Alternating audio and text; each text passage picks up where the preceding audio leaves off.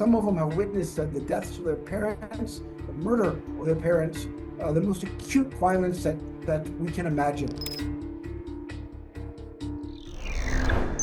We have witnessed the most horrific violence imaginable in El Fasher. I have met mothers wondering what happened to their children. I've met children who talked about having to flee with their mothers, not knowing what happened to their brothers, what happened to their fathers. They're missing. They're gone. They don't know if they're alive, or if they're dead, or where they are.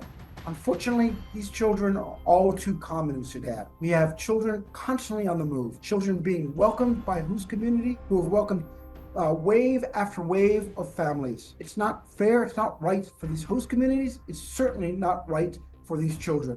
We need to make sure we can support these children today. This is World Children's Day, and the children of Sudan seem to be forgotten. We are in the middle of the world's largest humanitarian emergency. Every child in Sudan needs support. No matter where they are, no matter who they are, they need attention, they need support, we need resources, and we need to make sure that every child in this country can grow to survive and to thrive. You know, there isn't a child in this country who has not been affected by this war. It's a war that's been going on for over 2 years. Children in the north are relatively safe from acute violence. Children in the west, not so much. But all children are affected.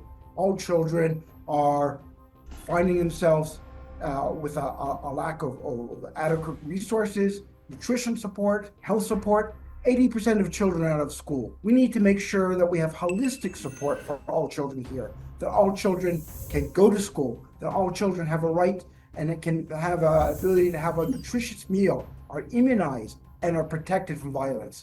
This war has been going on for far too long. There are far too many children who are being affected, who are being directly impacted by this war. There are some 15 million children displaced.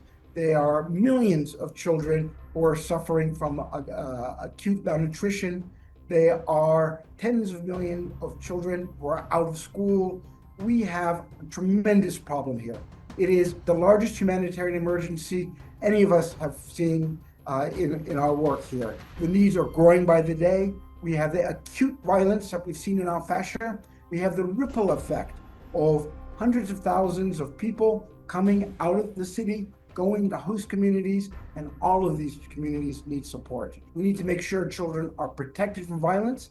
We need to make sure these children get immunized. We need to make sure these children get the nutritional support they urgently need. The challenges facing children in Sudan are multifaceted. They do not have access to clean water, to sanitation. Far too few have been immunized, have been gotten their injections for childhood preventable diseases. They are being exposed to cholera, to measles, to malaria.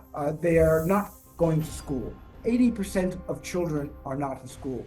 They're being subject to violence. They're witnessing, some of them have witnessed the deaths of their parents, the murder of their parents, the most acute violence that we can imagine.